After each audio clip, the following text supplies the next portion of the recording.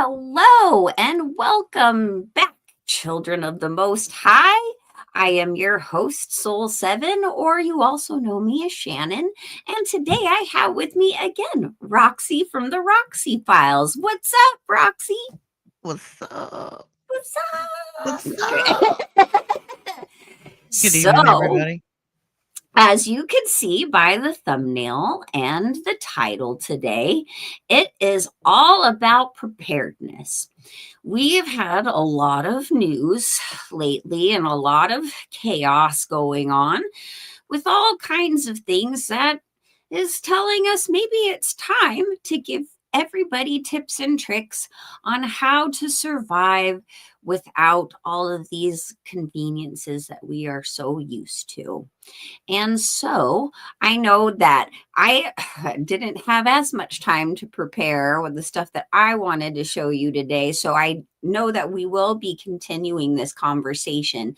And anything that we put in here, like recipes for medicinal things or even survival foods that will last, or any of those kinds of things, we will make sure to cite on our websites. I'm not trying to speak for you, Roxy, on that one, but at Get least it, on the girl. Supernatural show, Get it, we'll girl. have we'll have that information for you so you can reference it and have it for later. And that being said, I just want to start off with this one little tip before, because I know in the title it says to get your GPS, routes scheduled and stuff. Make sure that you are also mapping that out on a real map, just in Absolutely. case. Yeah, All right. GPS ain't gonna work. So that being said, I'm going to let Roxy start off on some of the things that she's had prepared for that, for everything. And then I'm going to come in and go, talk about some things that I have in mind. And then I wanted to give you guys some references to some channels that, great prep channels and homesteading channels and things like that, which again, I'll have referenced later. I don't necessarily have all the links right now, but as Roxy's talking, I will get them for you. Absolutely. And you guys remember, subscribe. We'll just start with that. Just go down there and hit the subscribe button. We have some of the most amazing chats here twice a week. Go hit the button, hit the like, the little thumbs up, hit that thing. Okay. We have been on a lot of the conversations we have on the air. Shannon and I have had most of these conversations via text or phone all week long. Um, Shannon and I talk quite a bit during the week, and she's on the West Coast and I'm on the East Coast, and things are different from here to there. Like, this is a progression that I see as someone who lives on the Southern East Coast. Everything that happens over yonder in California eventually makes its way east. It kind of starts over there on that side for some reason. Shannon sees things over there that I don't see. She sees and vice versa, the mentality of people, what people are talking about. There are quite a few people that are upset that next month benefits may not roll in, and just different things going on. It seems like here lately, every time you turn around, we're getting thrown a Molotov cocktail of some type of craziness. So, even if it's just a storm, random thought, it's a storm, bad weather, lights go out for a few days. That's your least preparedness. Um, you also need to have a plan if you have to leave where you're at in a hurry. This should be packed at all times. I mean, this bag can, go lots of places for lots of reasons to do lots of things. But in most situations, cash is not going to be any good. ATM cards will not be any good. Ain't nothing like that. I mean, if the system is down and there's no bank to take the cash and nobody wants to take the cash because the bank is closed, so you better have something worth something to trade. There are lists. I mean, I can sit here and list off a bunch of items. If you go to Google, just Google emergency go bag checklist. it'll come up with like list upon list that you can pull up. And you may not need all of this, but there are a lot of excellent reminders in there of things that you will. And I actually, Shannon said something today, and I'm like, that makes so much sense. You want to tell them about your outside stash, Shannon? Oh, girl. See, okay. Since I am here on the West Coast, here, I'll put my camera back on. I'm trying to multitask, but I didn't want you guys to see my face like as I'm looking up stuff, right? As I show you, anyways. Anyway, so I live here on the West Coast. And what does everybody know that here in California and Oregon and Washington that we have a lot of scares of? Earthquakes. So I have been in some pretty freaky earthquakes in my lifetime, and seeing how all of the things end up pretty much trashed everywhere. Rooms are filled with things that don't belong because they should have been in like 5 rooms down. Foundations could be collapsed. You don't know how your house is going to handle things. So I have my idea of having my go bag right by the door, and that's the only thing I'm focusing on taking out of the house, because all the rest of my prep stuff is going to be buried on my property. So if my house collapses, it burns down, it gets flooded, whatever, eventually I'll be able to get to that stash that's under my property. So, that being said, it's like there's a lot of things that you cannot fit in a small go bag. Sure, if you have more people in your family than one, if you're not a single person, just dealing with yourself, sure, you can have everybody have a go bag. But to be smart, and to make sure that whatever prep things that you have that you're going to need like right away in an essential situation where you cannot get back into your shelter is no longer there, it's no longer viable, and you have to figure something out for a few days on the terrain. It's good to have a stash of certain things buried around your property that where it's at. It's kind of a secret, so not all your neighbors are going to be like, I know where my neighbor's stash is, but you know what I'm saying. You keep Accessible. accessible in an airtight container that you can maneuver with in rough terrain, because who knows what the surroundings are going to be like. Who knows what has collapsed? Who knows what is unavailable to get to? And you might be trekking up mountains. And Roxy brought up a good thing too. Make sure you have a pair of boots right by your go bag, or have that in your stash that you've buried. Yeah, because you ain't climbing no mountains rocking crocs. I'm just saying. But when you have to get out of your house in a split second, the last thing you are thinking is, I got to get this. I got to grab this. I got to make sure I get this. You got one go bag that's right by the door and you grab it. That's it. That's all you got. And it's really important, especially for those who live in second story homes like me, or any kind of what am I looking for? The word I'm looking for, Apartment. obstacles. Yeah, Oh, obstacles, apartments, any kind of what your surroundings, and make sure that you and your family knows an escape route that you can just do without even thinking. It's just secondhand nature. I mean, my mom, because we went through some, like I said, serious earthquakes, she had us trained, man. She had our little route, and she would every now and then make us do drills in case there was an earthquake. So we were like on it. well, We've been I have preparing for that. a 30-year-old daughter and a 30-year-old son, and I have a 32-year-old niece. Um, she's my not biologically, but she's my niece. Her mom is my best friend. Her mom doesn't live here, so she's kind of like my kid, on the rental because her mom lives out of town. But I have had the conversation with my girls because I'm not always at my home. I'm part of the time here at my home, which is next door to my daughter to help take care of my grandkids, and I'm part of the time over at the farm. If something breaks off, we all have GPS on each other, and I tell the girls, don't just look at that when you're in a bind or Right. when you're just wondering, "Hey, where's mom at?" It's important that people understand that, keep in touch with your people. Like, hey, if you're going to be out of pocket, tell them where you're going to be at, because nobody looks at GPS until you're in a bind. And if the power goes out, things ain't going to work. So, kind of keep an observation on where your people are. I've told my girls we have a plan.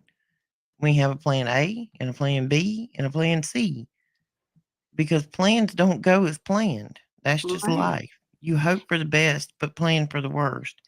And my girls, well, my kids, they know if mom's not here, these are going to be the things we need. It's kind of like a video game. You're going to go from point A to point B to try to get to me. Any of these items you see along the way, you may want to pick them up, but make haste to get to me. And everybody has a meeting point to meet up. If you cannot get to me for unseen circumstances, or a bridge is out, or whatever, this is your fallback plan, because fallback plans are important. Nothing in chaos and emergency, nothing tends to go as planned. That's why it's called chaos. I mean, that'll be the one day your brand new car doesn't start when you run out in the driveway. And there are a lot of things that we have to prepare for, and some of them could even be some type of electromagnetic situation. And if that happens, all these new cars ain't going to work. Cell phones ain't going to work. Internet ain't going to work. A lot of things. So Exactly. you got to have that plan for when we go back to the Stone Ages. All of a sudden, what's everybody going to do? You can't look mama up on GPS. DoorDash ain't coming. Are you still working over there, Shannon? I am. I'm just trying to Well, collect a few of these. I was talking and I didn't want to be hogging the conversation if you're waiting Nope. on me. Nope. Nope. I tell Nope. you what, You you keep turn your going. camera back on when you're ready. How about that? Okay. So, and I've not been real good at the whole getting a bag ready and having one ready. I do have some things in my vehicle that, in an emergency would be nice to have. Some things that temperature won't affect. I have a crew cab truck, so back up under my seat, I have a bag with, just basic stuff, gauze, band-aids. Some stuff just doesn't do well in the weather, but a map, you know, flashlight, different things like that. And I also have an A, axe in my truck. The a axe, compass, yeah, a a, compass. a compass, a map, some kind of Swiss Army knife of some sort that has lots of gadgets and tools that you can use for different purposes.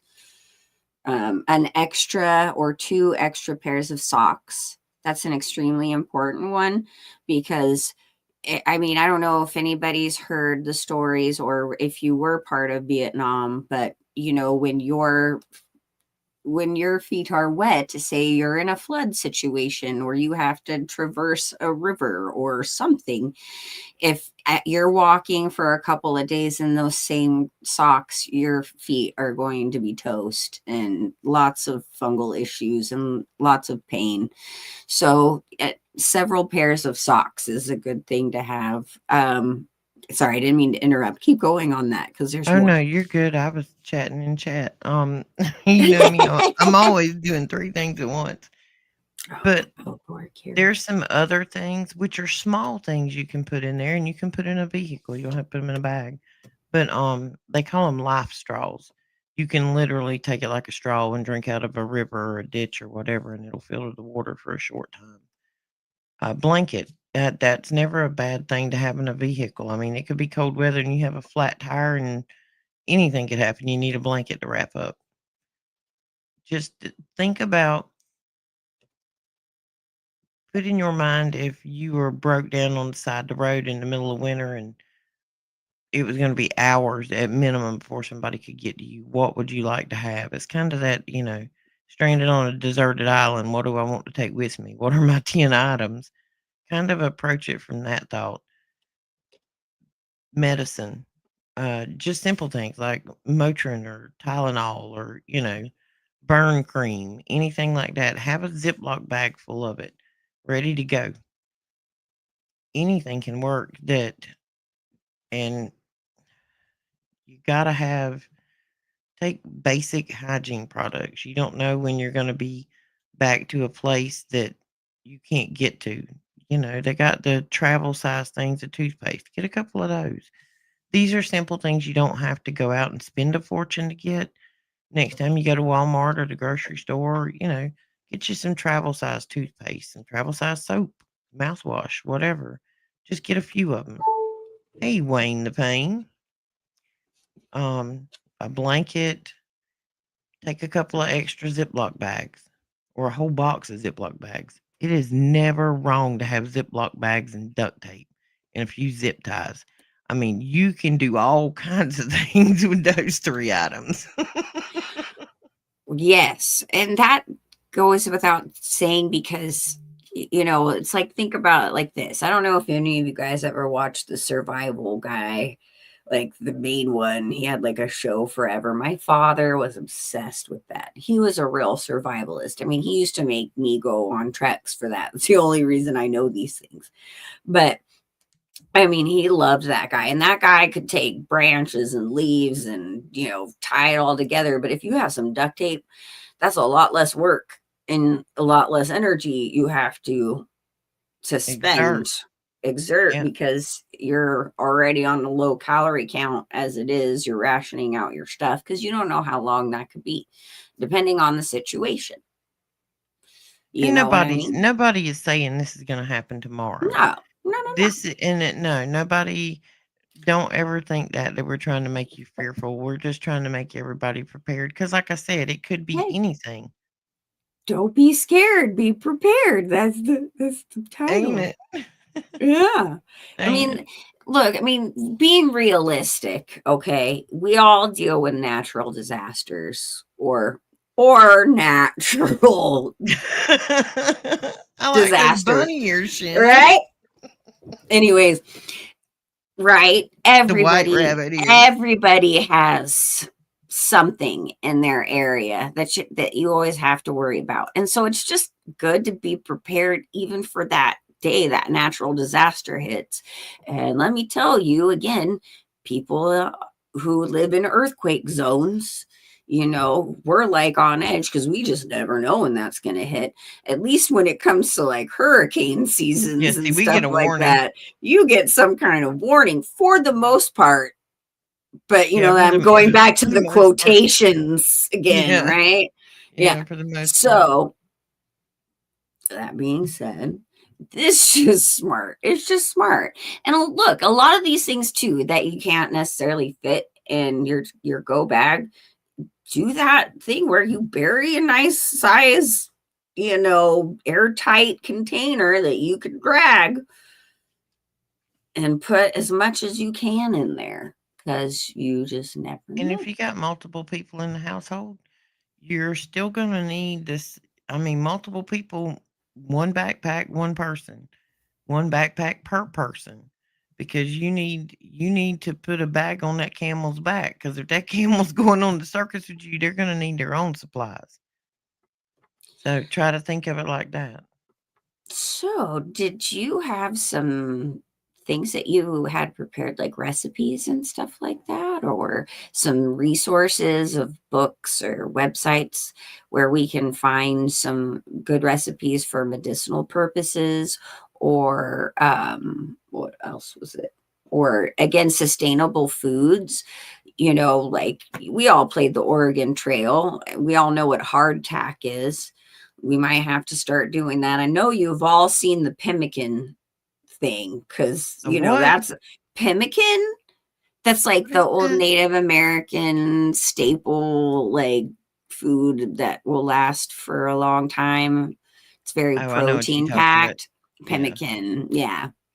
There are those types of things that if you can't afford to get yourself a a prepackaged, freeze-dried supply of food, you can at least make some things that you can use to survive.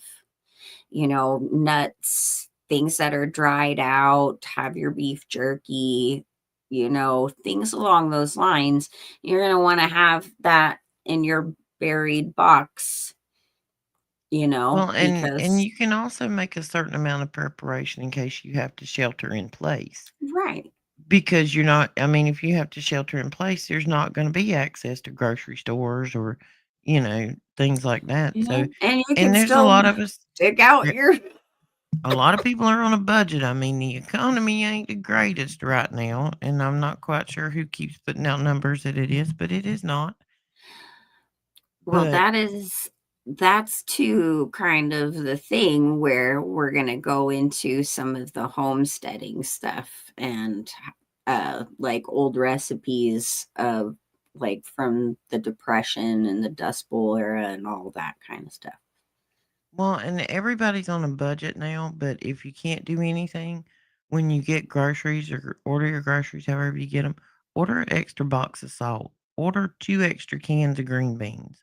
Whatever you normally get, just get 1 or 2 extra that you know you won't use by the next time, and just keep a few in rotation.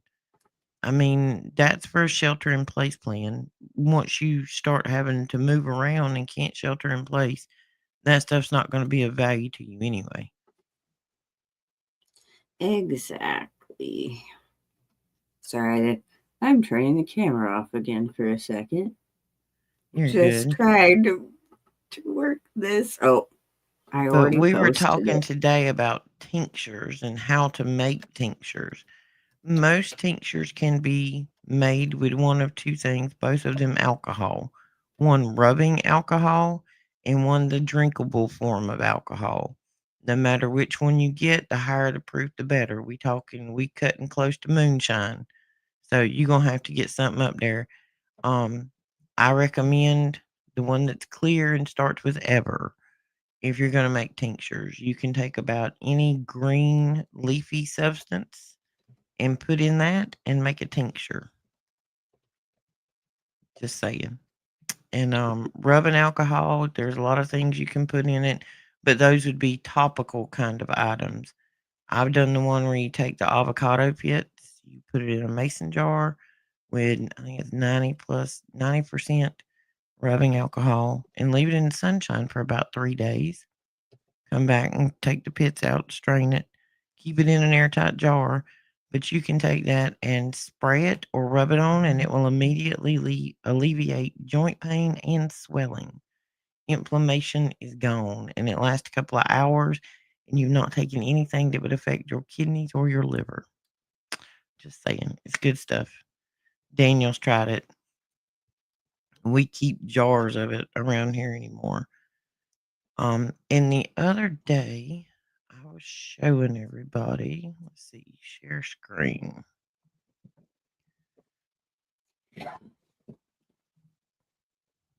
There we go.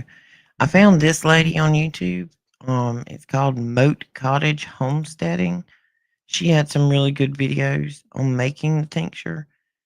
I can tell you about it, but a lot of times about anything you want to know, you can go to YouTube and search it, and there's a instructional video on there. She seemed to be real good. She had all kinds of videos down here. I'm Lots of putting that comments, in but the chat. I just set and put in a list of some great channels to check out for prepping information. So I'm going to put this one in the chat too. Moat Cottage Homesteading. Yeah, I should subscribe. I want a lot, AlyssaJane.com is her website.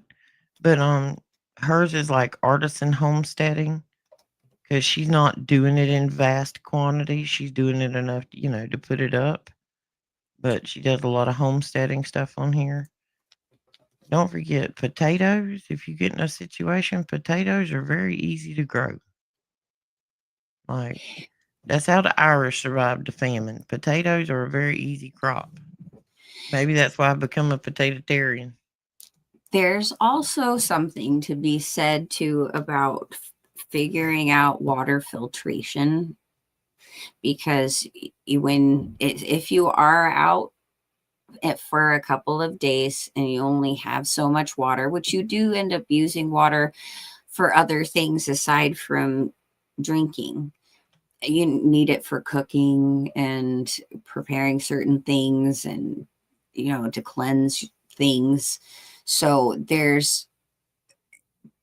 are those filtration straws. I know I've heard some mixed things about those, but I know they're good for short term. I do have one of those. They're called the Life Straw. And there are, again, like, they also provide bigger containers, like the one she had seen, or you had seen in the pictures there. I'm trying to think of other ones. I know, interestingly enough, Berkey, like the Berkey water filtration devices, they have, like, they can't sell to California, or at least they went through a period of time where they couldn't sell to California, and you had to do a 2-step plus 3 more to find a way to get it to you. Like, have a friend, in another state, Crazy. send it to, isn't that crazy? I don't know if they've changed that as of recently, but water filtration is probably your most essential thing that you're going to need aside from medications, because you can always try and find a way to hunt or forage if need be, depending on the terrain that you're in. But water filtration is extremely important. And I do know that there are a lot of places of wealth of information that have those, like, more availability of devices than just the Life Straw, but that's the only one that comes to mind right now. If anybody has any other suggestions or knows of anything, please put them in the comments, and we will also add those to the resources on our website. Well, the Life Straws look like they are the way to go as far as like quick and portable.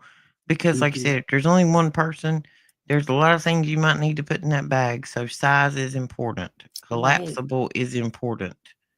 But you can go and Google search like list of things you should put in your bag. It may remind you of things that we haven't mentioned.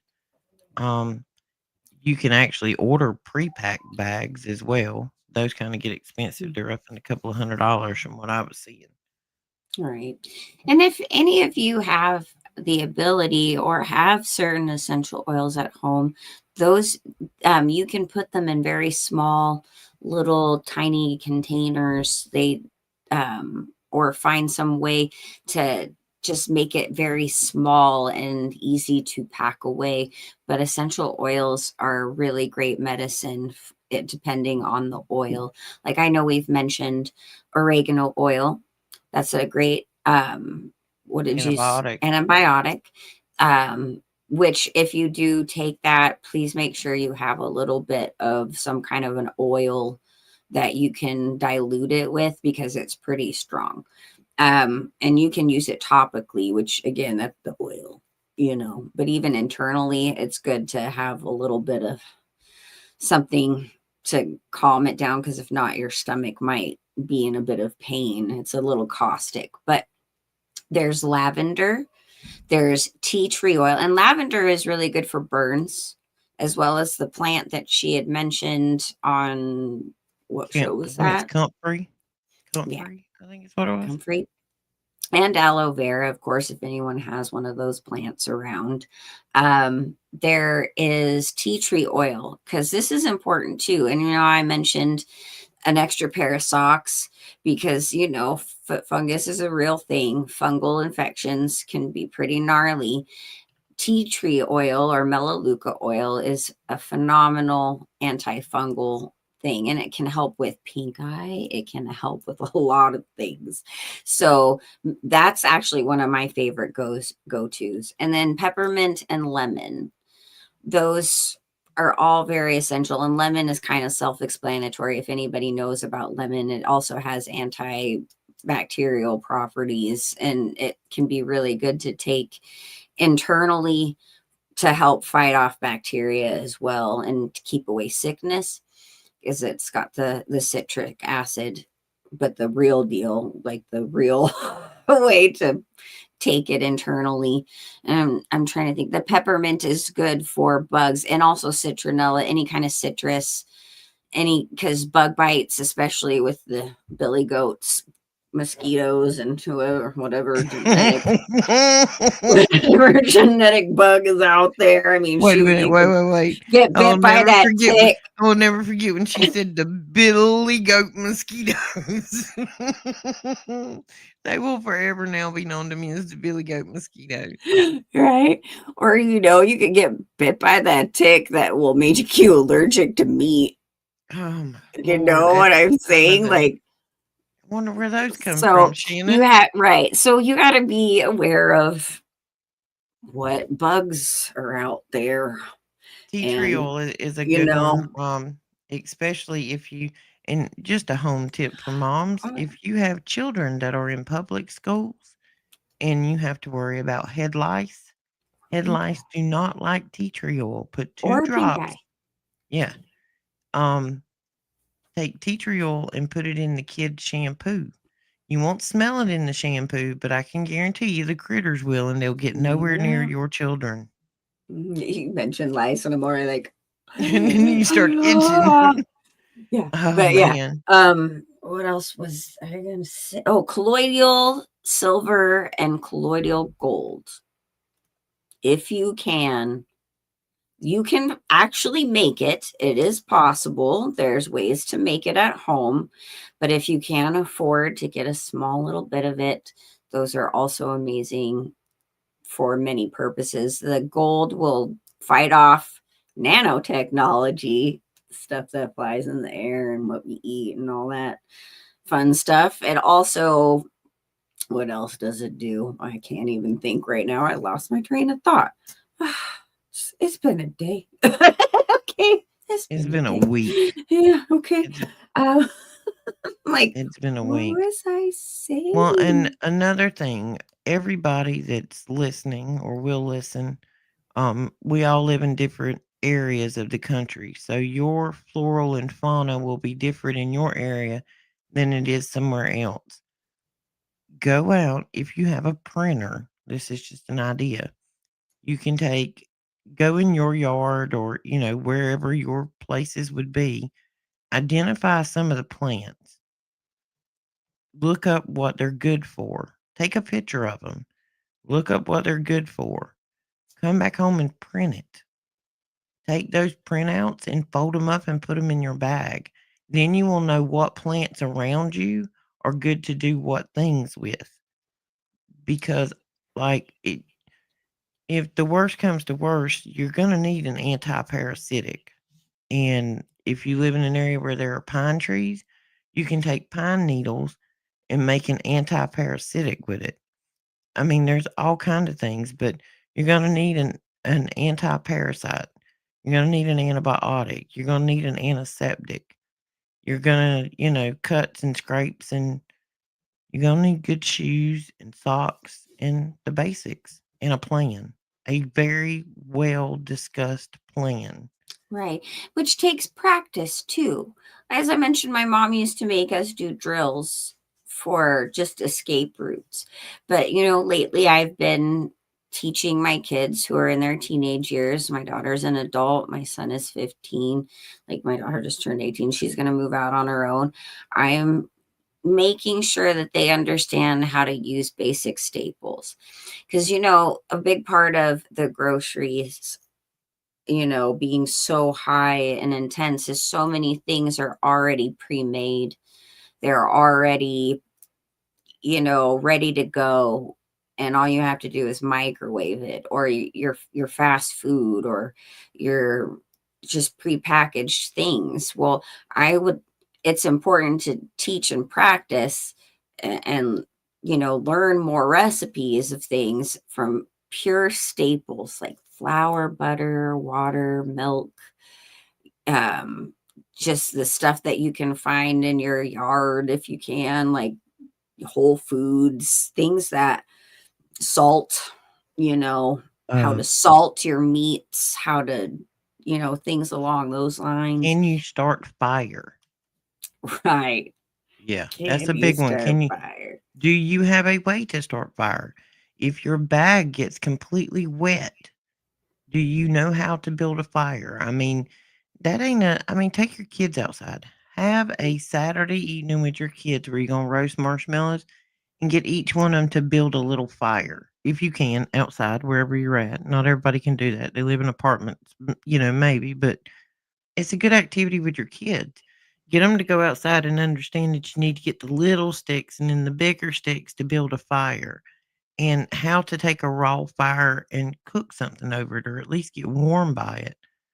I mean, at least if, you get separated from your kid, maybe your kid could at least survive. It might help them. What's it going to hurt to teach a 10-year-old how to build a fire? Well, unless you got some 10-year-olds, but most should be okay. Can't speak Well, for all 10-year-olds. even if your kids are little too, it is never too late to teach them how to learn how to do these things, to cook with these. There was this one mom years ago who taught her like 2-year-old how to cook.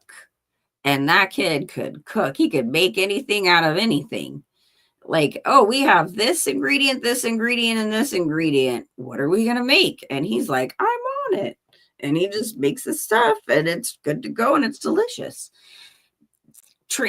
Practicing this stuff with them is really good. And for you to, especially if we are used to the convenience of, like I said, the prepackaged things in hard times, say there's not a disaster, say we go through an economic crash, say we somehow, are not able to afford things, as a lot of people are facing at this point in time. And you need to figure out how to feed a family of 8 on like basic ingredients, on just the things you have in your pantry, or maybe 1 or 2 things that you can go and get that are very inexpensive.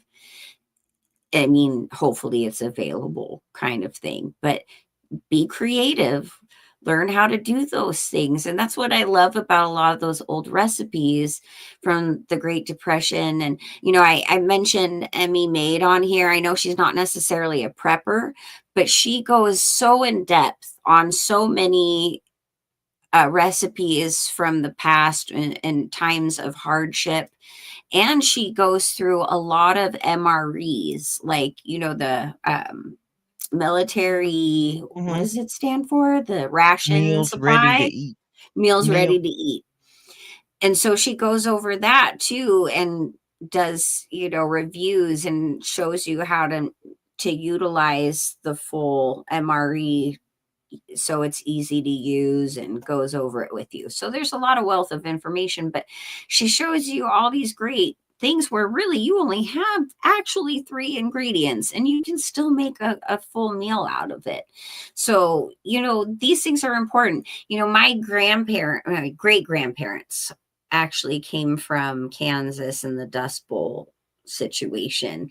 And where they were from, was it Kansas or Missouri? Oh my gosh, I don't even know. I'm still learning this stuff about my family, but they gave me this recipe book that a whole bunch of families from their areas out there had culminated and put together for survival stuff, and to keep a hold of these recipes that were very inexpensive and very simple to make, but still could feed a lot of people. And I cherish that. And it's important, I think, to study it and practice it a little bit, because it's not realistic to be able to carry all these books with you. You know what I mean? So getting a head start on just practicing these things. I mean, the family may not like it. Like, what the heck are we eating tonight, Mom? What is this? I better get used to it. Because what if you need to eat this to survive, kind of thing. But just get used to it. Just practice it sometimes. And, during your meal making, make one of those meals for the week. Try it And out. try to find things that are more shelf stable and that won't need refrigeration. Exactly. And that, like, there's things that are higher in protein, like rice. When you watch the TV show Survivor, that's what they're eating. Every meal is rice. Rice and Rice is good. beans. Just Rice make and sure if you're sorry. gonna get it, freeze it Right. before you store it. That way, if there's any little critters in it, it'll kill them. A good way to, the 5-gallon buckets you can get from Home Depot or Lowe's or wherever with the lid on it. Buy flour, put it in the freezer for a couple of days, take it out, put it in the bucket, seal it up. Rice. I mean, Mhm. that kind of stuff will keep for a long time and it'll go a really long way when you need it. Right. And rice and beans together make a perfect protein. You can actually grind beans up and use beans like a flour. Yeah. I did that when I was vegan. I played with a lot of things that shouldn't be a meal, I'm gonna but be I made it eating. into one. If it was to happen, I will start sprouting little eyes off of me like a potato because I will be made of potatoes. I will probably die of carb overload. You got to expand some of your And I'm some a of your girl that taste was buds. raised in the South with a garden in the backyard. I had just never been a vegetable kid. I never was. There's a couple I'll eat, but I have food texture issues. And like some foods give me like horrible heartburn. I used to love like cucumbers and stuff like that. No, I would get the worst heartburn. Feels like I'm literally having a heart attack. It's so bad. No cucumbers. Oh, Don't even that's a put them on my bummer. salad. You put them on my salad, I'm gonna be upset. I'm the opposite. I love almost all vegetables and fruit. I'm a weirdo. That's okay. I don't care for meat. I don't care for vegetables. Like I salad is one of my favorite things because like salad, pasta, and pizza, you can just top it with whatever you want and it's great. no. So you can, Mm-mm. that's my jam. See, I'll be your first zombie of the apocalypse because I will be starved to death because I'm such a picky eater. Like it's hard to See, explain how picky I am. maybe that should be your practice is once a week. Try one of these really simple poor man type meals and see if you can stomach it. I'm gonna be in the apocalypse with a backpack full of rice. Just rice. That's it. Just rice. Rice and a bottle of vodka so I can make my tinctures. Well, and two, hey, I don't know how many of you have ancestry with the bootlegging industry, but if you all can ever get access or find out online how to make your own alcohol, that'll be a very great life-saving thing because Especially if you alcohol is need it to make expensive. medicine. Yep. If Right. you need it to make medicine. Another thing you can get and take your kids camping. I just thought about that. Take your kids camping. Even if you're grown I adults did. with no children, go camping. Go roughing it. A tent and which I'm gonna take an airbed, I ain't lying, right now. But go camping, build a fire, figure out how to survive, turn your phone off, turn the world off for just 6 to For 12 hours. real. I think if more people just did that on a regular basis, we probably all wouldn't be on edge as much and so susceptible to manipulation. Well, everything online is right against left, red against blue, black against white, straight against gay. Oh wait, I gotta put this up here. I You see need to that. share. You need to share your recipe with us so we can put it up on the website because that would be really Oh, great to know. good Lord, at 170 Yeah. proof, Wayne. I mean, good Lord. You gonna have to water that down. Well, at least you can make it stretch. You know what I'm saying? Now, that's some serious stuff there. That'll eat a hole in your stomach lining. I won't never forget as Why a we kid, the wouldn't first be time I got into I moonshine, I wouldn't was drink like, it. "Ooh, people drink this?" Oh, I had friends who should never have drank that the way they did, and I looked at them and went, "You're crazy." They probably I got was the smart. I didn't do it. I got into, it didn't take but like when I couldn't have been but like 12, 13 years old. It didn't take but one sip of moonshine to like ward me off of it for life. Yeah. Because I made the mistake, being a child, I wasn't thinking about it like sipping. I took a swallow of it. It set me on fire from my head to my toe. I was laying in the floor just like, and my best friend, my sister, she was looking at me. She's like, "You got to get up. They gonna know what we done. You got to get up out the floor." I'm like, "I'm dying." She didn't care. She didn't want us to get caught. It was not my preference to ever do that again. Like the smell of it now induces this abdominal pain that just lasts. I feel that way about Jack Daniels, but yeah, Yeah, totally. Wayne the Pain, you got number one uno there in making medicine with all the plants around you. And I know you got some mason jars around and some plants, and all you gotta do is take the plant, put it in the alcohol, let it sit, take the plant out, alcohol. The alcohol will take all the good stuff and leave it in it. Just figure out what plants for what, and you got your own apothecary.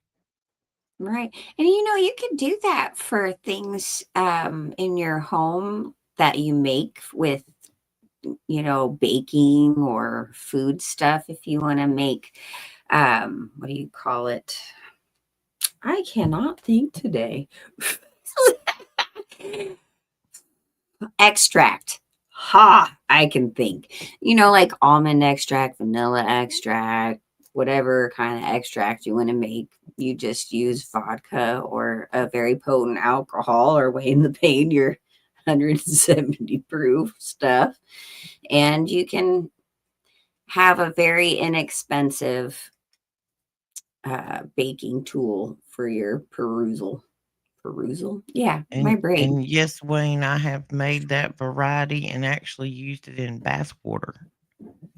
It is amazing. You take a cup or two of it in a hot tub of water, be the calmest, most relaxing bath you've ever taken in your life. But that is a very good substance to put in that. You can do all kind of stuff with that if you evaporate the alcohol off of it, and you're back down to the oil extraction. And that happens with all of them. If you put any plant in alcohol, as the alcohol evaporates off, the medicine in it will get stronger and stronger. So be aware of that. Make sure you got good glass jars if you're going to do this that seal real well. Some of that stuff you'll look and it'll tell you, to let it sit together for a few days. Some of them will say let it sit together for a month. Just go online and do a little research and know what you can do with what they call weeds that are in your Right. yard. They're not weeds. And see, you mentioned that I used to do that with weed. Yeah, I that's mean, bath water. Yeah. I'm sure you're considering you're more on the line of cannabis, but any of the weeds that are medicinal, you can do that with. And actually also as a topical thing along with the avocado, it's really good for pain and things along those lines to do topically. Well, you can do it with the cannabis and put it with the alcohol, and then you just put a couple of cups of it in your hot bath water. Most relaxing, pain-free bath you've ever had when you get out of it.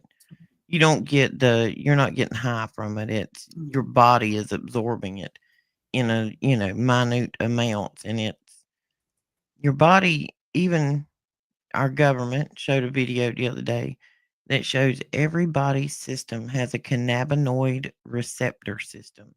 The only receptor systems in our body are the ones that are looking for chemicals it is supposed to have to function properly. You have a system which picks up on magnesium, potassium, iron. You also have one that looks for cannabinoids. It's the same thing. They have taken it from you and told you, "Oh, this is an extracurricular kind of thing." No, the human body is always looking for cannabinoids that it would naturally come in contact with the plants on this earth. What's really important about this conversation, it's not like there aren't a lot of people out there telling you and giving you information on how to prep, but I really wanted to reiterate that no matter what comes our way, humans have always been very resilient. We've been able to survive in the wild, and in our society today, we have been out of practice in those survival skills. And so, a big part of being prepared, even if you can't always get all of these things together right away, is the knowledge of how to do that. And in any kind of situation, say you're just in a situation of lack where you can't afford things, if you're or the supplies or things aren't available that you're used to, you can be prepared and know, hey, I can make this. I can still make this work. Keep yourself healthy. Make sure you're getting rid of parasites.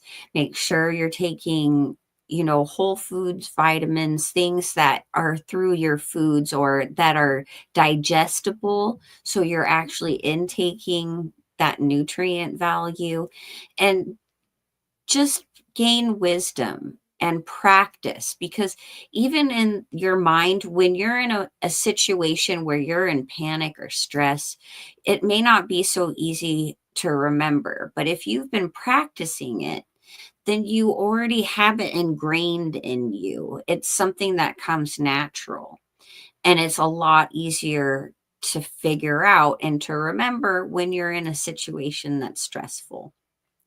So, that being said, I really wanted to give you guys this encouragement, because I know a lot of scary things are happening, and we talk about this all the time, that we shouldn't be in fear, and we need to keep in faith and keep strong. But you just got to remember, the practice of it and all of that helps to ease that fear, because your natural instincts want to go in fight or flight mode. They automatically tend to put you in situations where you're having a hard time to focus because of the stress and trauma around you, and that's something that they are pushing on. The more trauma, the harder it is for you to function in those situations. So you don't have to panic. You don't have to go fight with your neighbor.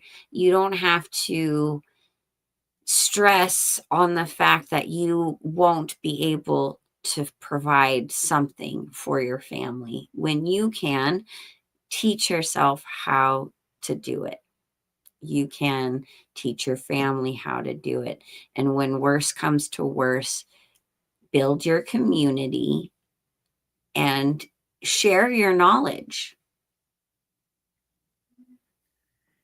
Situational awareness is Yeah. important. When you are prepared and you have a plan and you don't freak out like your hair's on fire, you have the ability to look at those around you who are probably not prepared and will be running around like their hair's on fire and want to take the things that you have calmly planned for yourself to have. Yes. So the calmer you are, the more visibility you will have of those around you that are not calm. And the quicker you can think on your feet, because Absolutely. you In just your never with know your what can extra happen. socks. Yeah, with your extra socks. Be on your feet, keep your head on a swivel. Which in this day and time, you should keep your head on a swivel because I've seen enough, and it doesn't matter what part of the country you're in. It's just it's bad in places. I mean, I have family members that are, a first responder, and the world is not the best place. It's really not the world I grew up in, and I'm sure my parents said that. I remember them saying it. But if this is not the world they grew up in, or that I grew up in, it means it's just been getting worse. It's not getting better. Because I'm a grown woman who does not want to go to the gas station after dark to pump gas and be outside of my car. When I was a kid, you got on your bicycle and rode. Somebody would like yell out the door when it was time to come back. I won't let my grandkids go out the front yard without me looking at them in the front yard. No, the world is not what we think it is. No. And that here's something to think about too. Everybody has a different area that they live in, whether it's urban, whether it is suburban, whether it is rural. You know what I mean? Some people have more street smarts than others. Some people have more wilderness smarts than others. So with the part that you lack in, try to get information on those survival skills, because when all hell breaks loose, you don't know if you're going to even be in your hometown. You don't know what the situation is, and especially in these natural disasters that are happening, that are like freak of nature kind of things, where like your area doesn't actually get that, but all of a sudden you're swamped with it out of nowhere.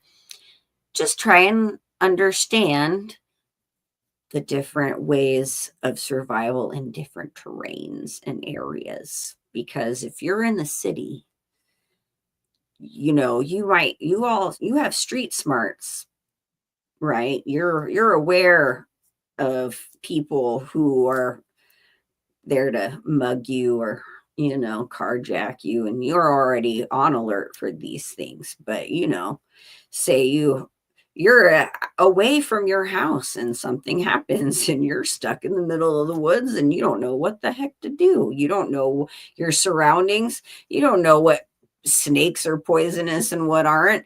You know what I mean? Any of these scenarios could happen at any time. You just never know. Well, So and one of these be children of prepared. mine is forever running her vehicle on empty. And I'm like, what are you going to do one night at 3 o'clock in the morning when you got to get up and run off to the emergency room and there's no gas station open? And then Smarty Pants looked at me and said, well, most gas stations are open 24 hours or I can use my debit card. I said, ain't going to do you no good if that debit card don't work. There was a lot of people last weekend that had particular banks and their debit card wouldn't work because Amazon had a server that went down.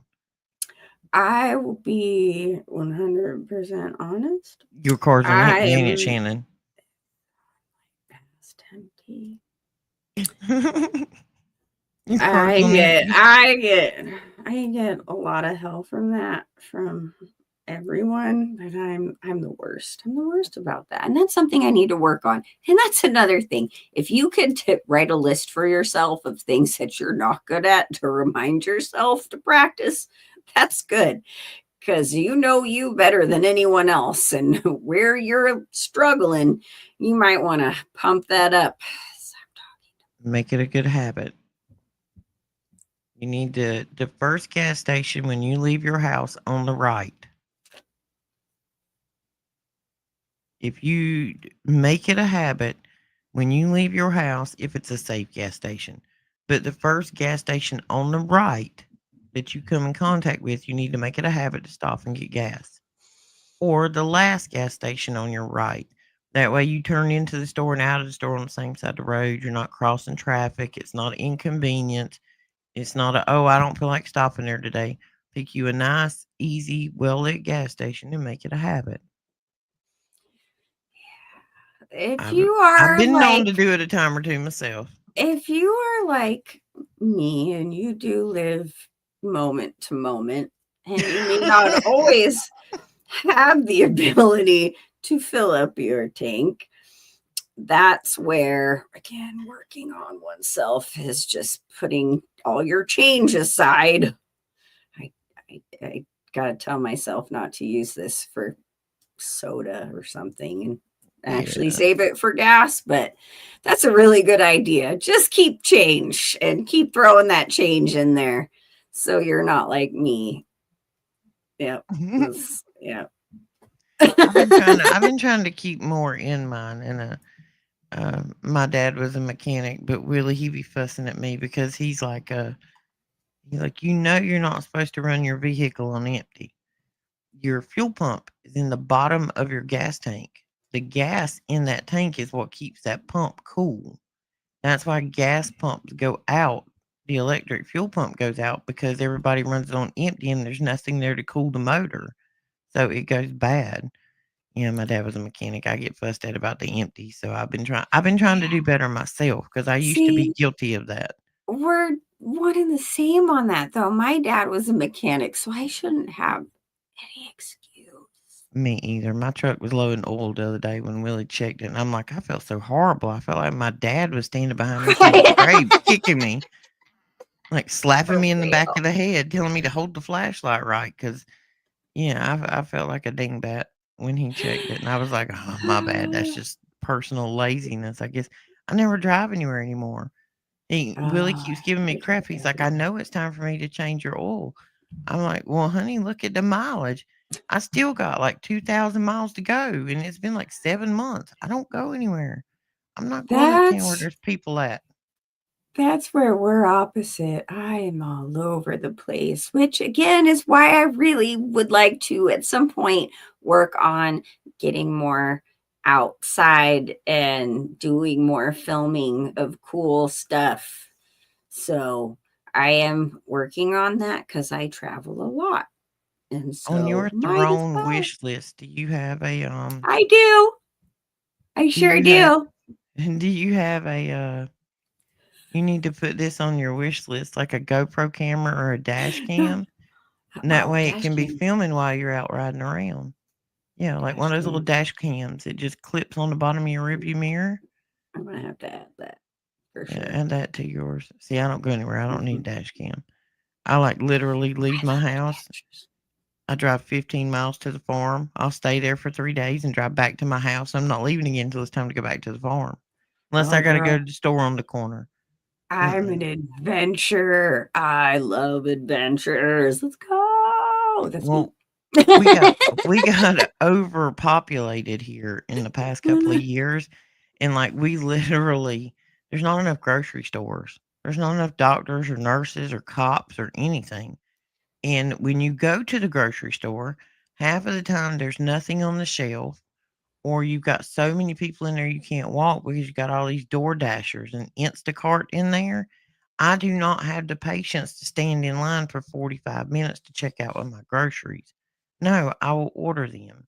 It costs me like $6 to get my groceries delivered. The 4 hours it's going to take me to go get them, my time is worth more than that to me and a tip. So $12 in getting my groceries delivered. The gas I'm gonna spend to drive to town and the gas to drive back and the 4 hours in frustration and the bad mood I'm gonna be in for 3 days. I'm probably a horrible human being, but I DoorDash everything.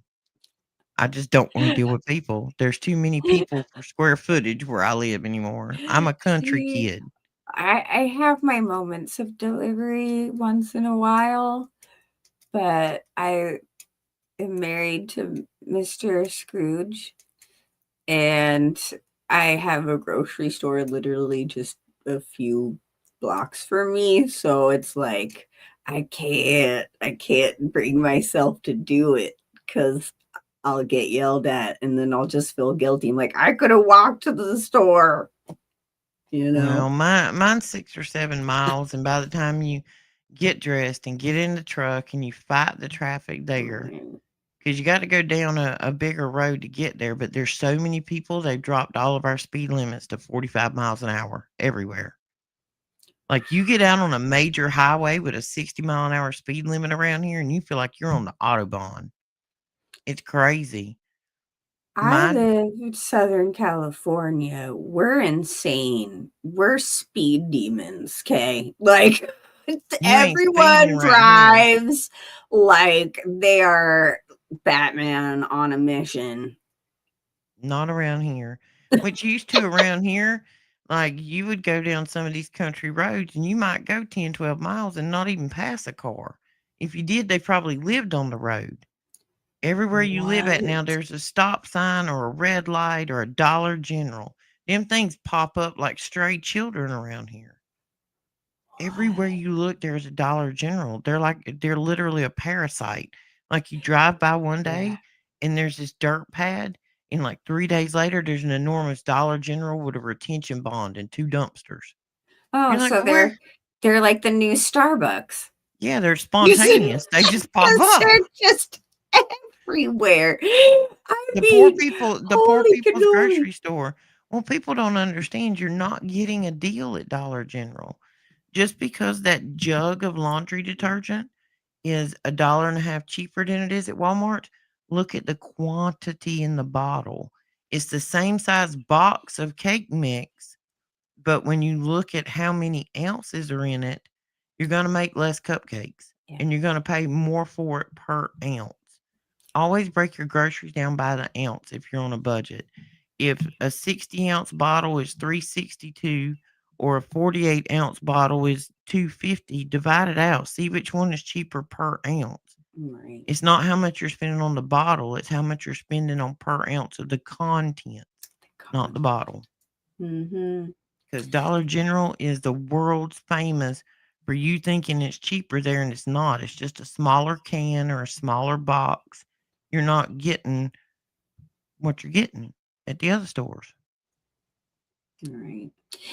Here's a really good suggestion that just kind of came to me right now. Since it is the holiday season, and for those of you who do celebrate that with your family and you're getting together and getting your groceries for the upcoming, celebrations and stuff like that, when you're making your things, make a second batch of something, stick it away in the freezer. Start getting used to it, but use the holiday season as a good starter point because you're already in the kitchen making a ton of stuff. So you just make a little extra and set it aside. And when you start kind of doing that with the couple of holidays that come in, it's going to start rubbing off. And you're like, well, I guess I can make some nice big meals and put away half of it in the freezer. You know what I mean? It's just something to think about during this holiday season for those of you who can afford the groceries, or if there will be supplies there, Mm-hmm. because that's a possibility. But one of the biggest reasons I want to bring this up, aside from not being scared and being prepared, is so those, when the moment comes that they use food to That's entice leverage. you as leverage to make you compliant into certain things that you know are wrong, you can say, nah, it's cool. I I'm got good. this. I'm good. Yeah. Because Yeah, because that's the big deal. nothing is free. If anything was free, we wouldn't live where we live, how we live. Nothing is free. Everything comes with a price. Because I can guarantee you, them Obama phones they gave out, there was a price. Yep. Everything has a cost. Just are you willing to pay it? You don't have to pay it if you can do it for yourself.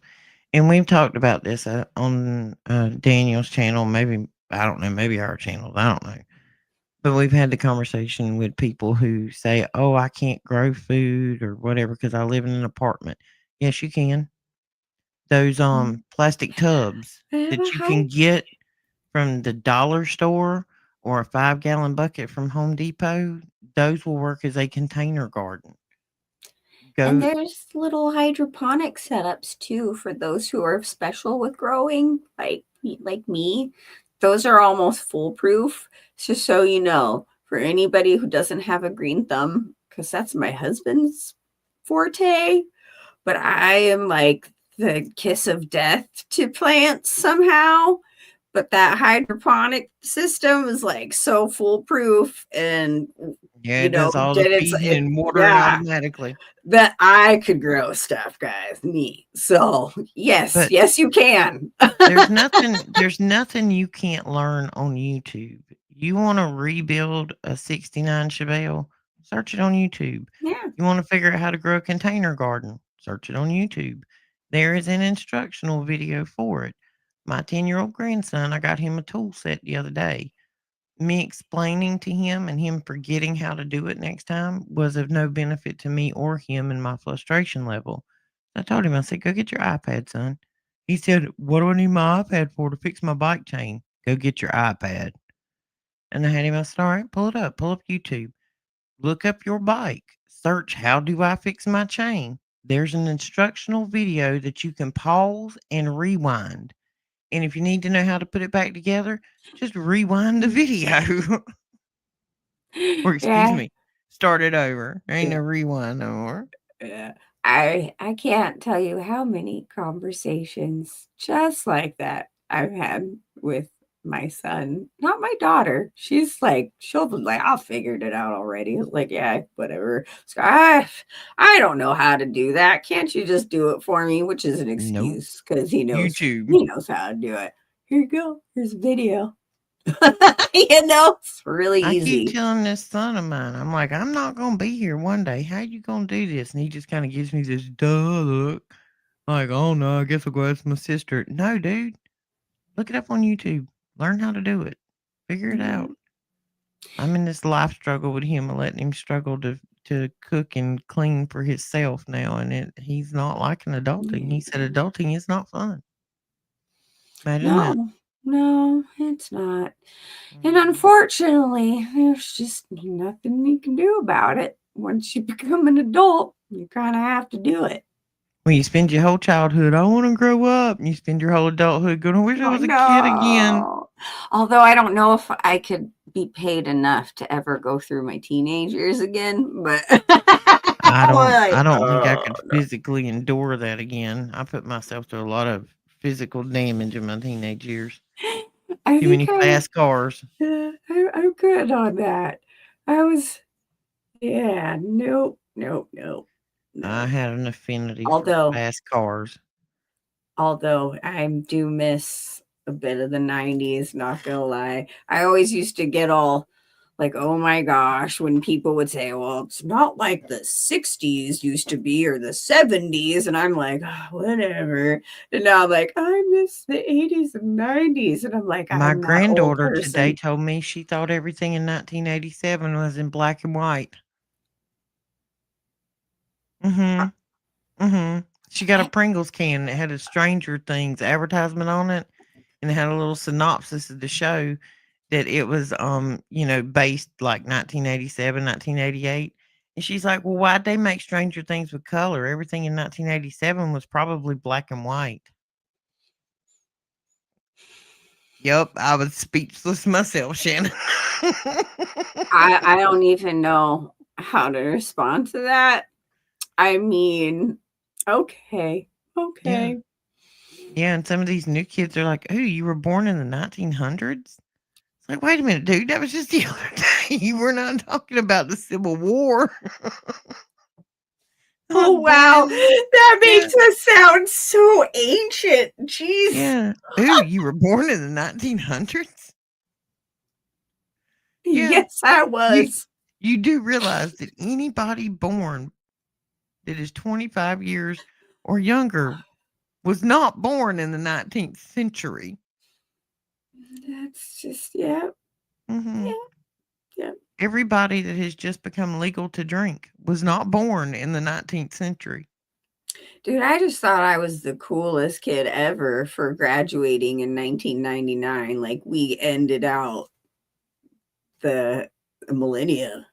And we were like, yeah. And we had a song where a Prince song, gonna party like it's 1999, which we all came together to make sure we had it play at graduation because they told us we weren't going to. And we were like, we have been waiting since elementary school To to play this graduate to song. this song. Okay. You are not going to take it away from us. Hey, Diana, I see you over there.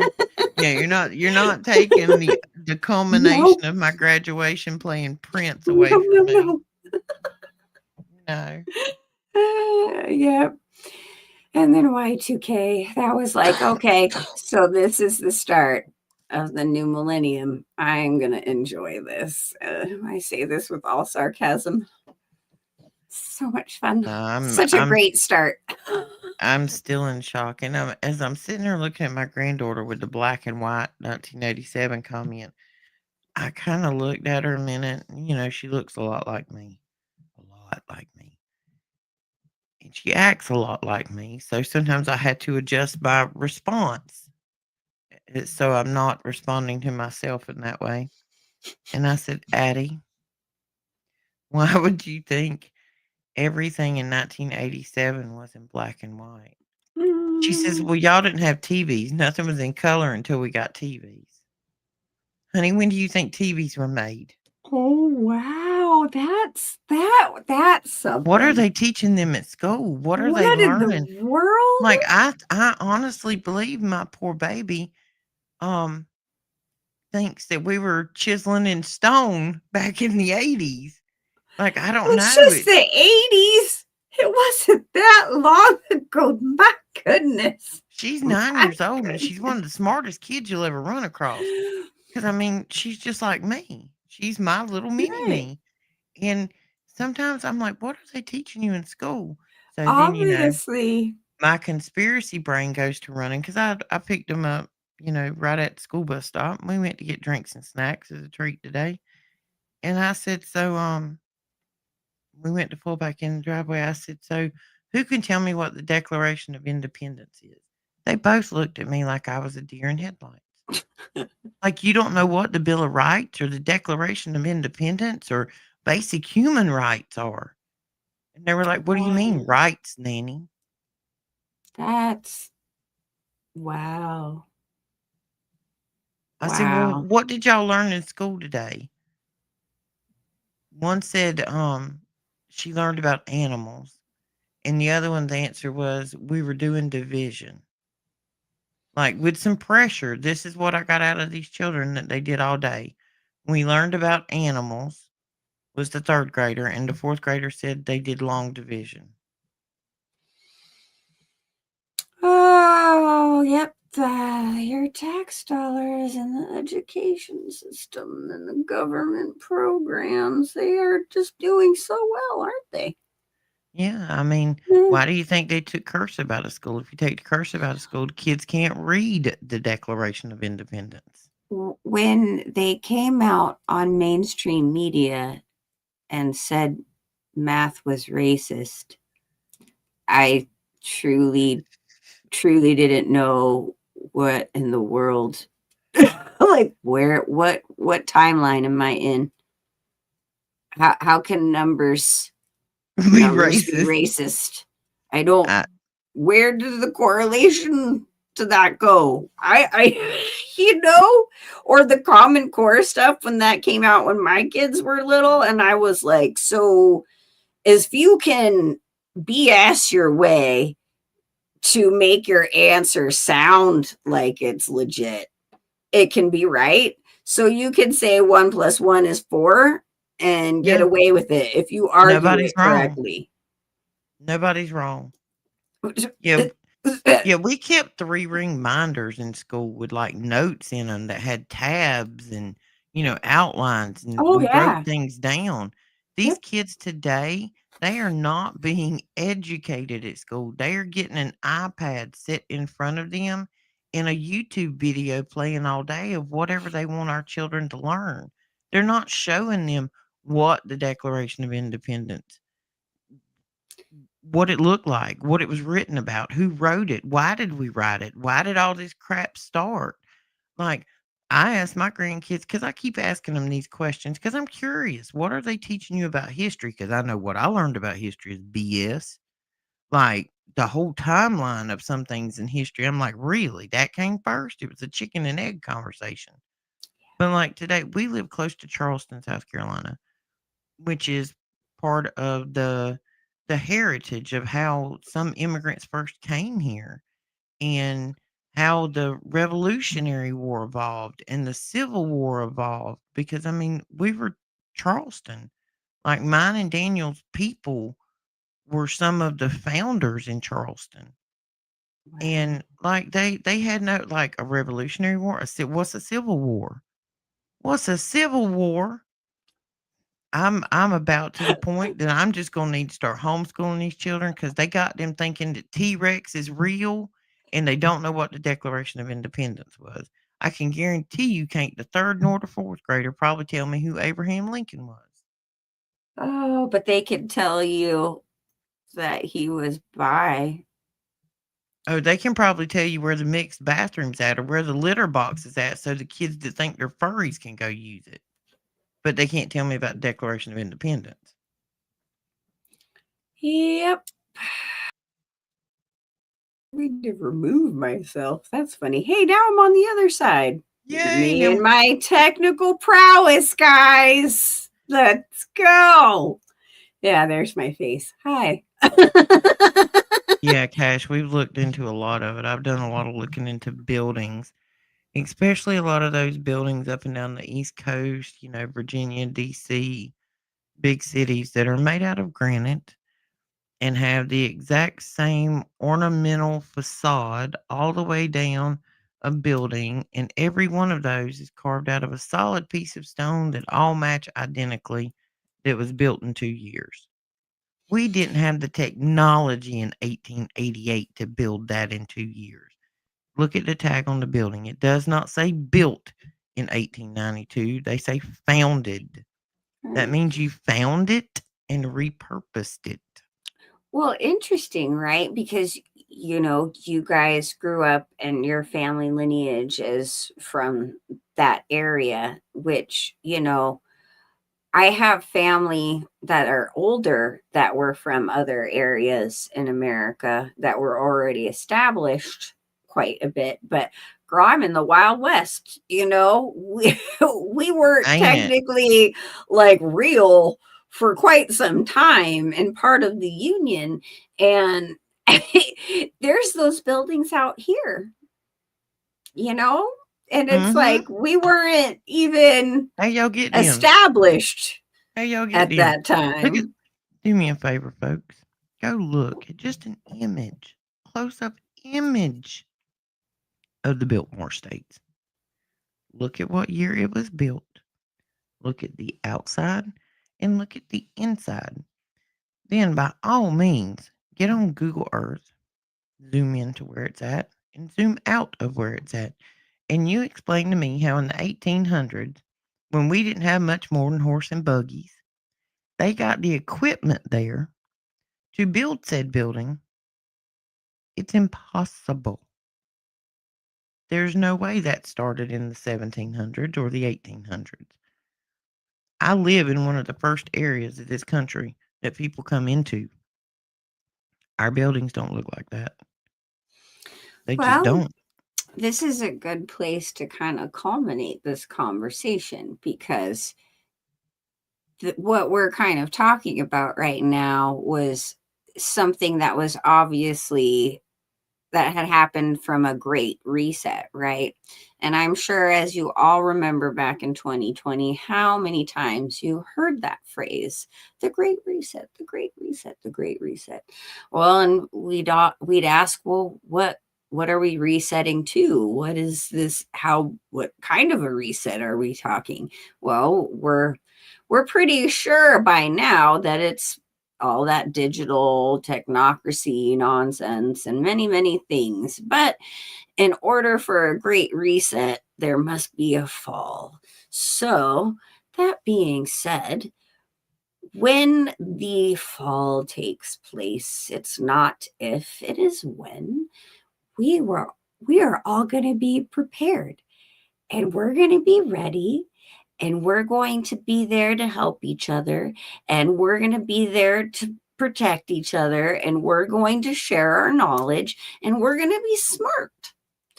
There is no guarantee that you will survive in any situation, but the less panicked you are, the better you can function and the more you can do for you and your family. So, let us all prepare for the great reset. Let us all prepare to be able to say, no, I will not take your ridiculous program. I will not take your pressure to become a cyborg.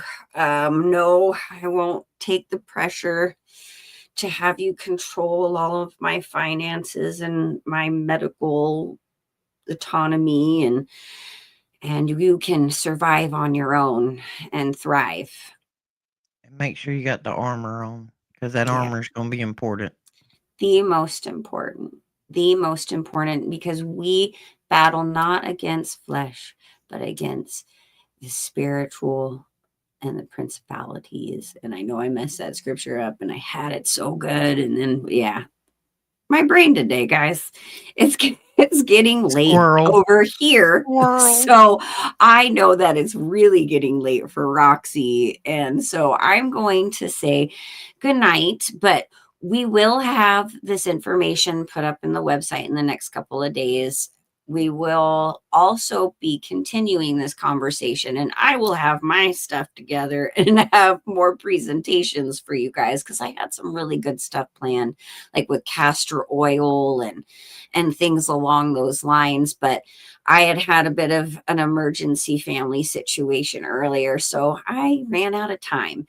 And also wanted to mention, I am going to be adding a new I wouldn't say co-host, but research manager slash, she may come on to the show and talk with us sometimes, new person. And I'm so excited to announce this, because this is my mommy, and she's the light of my life aside from my babies.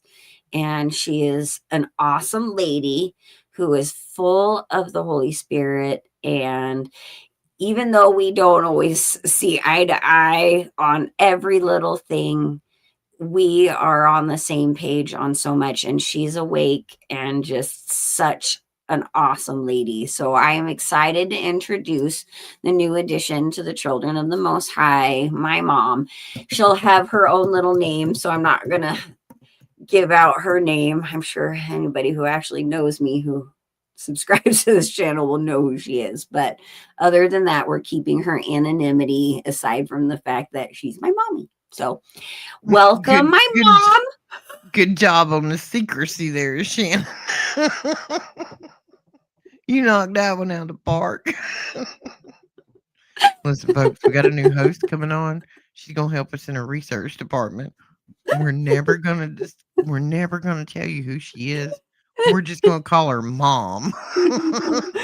No, she gave me permission to say she's my mom, but she just doesn't want to be out there so much. And I have absolute respect for that. But she's got a lot of time, and she has a lot of wealth and knowledge, and loves to be a part of stuff fighting in the kingdom of Jesus. So That's right. And tomorrow, the Supernatural show in the afternoon. I'm assuming somewhere about 2 or 3. That'll be on Daniel. I don't know what time.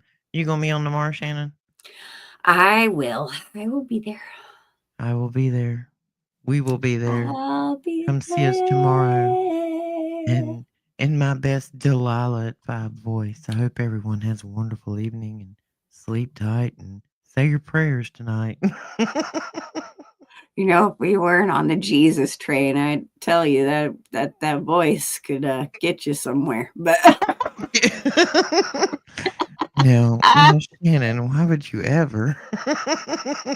and like I said, if we weren't on the Jesus train, I'd be saying it. This is why Willie doesn't listen to the Roxy show. He says it's just more than he can bear. That's awesome. Well, y'all got giggles out of us before this was over with. Oh, we can't go on show without it, I swear. It's good, though. It's good. All right, everybody. It's our purpose in life is to giggle and irritate Daniel. Exactly.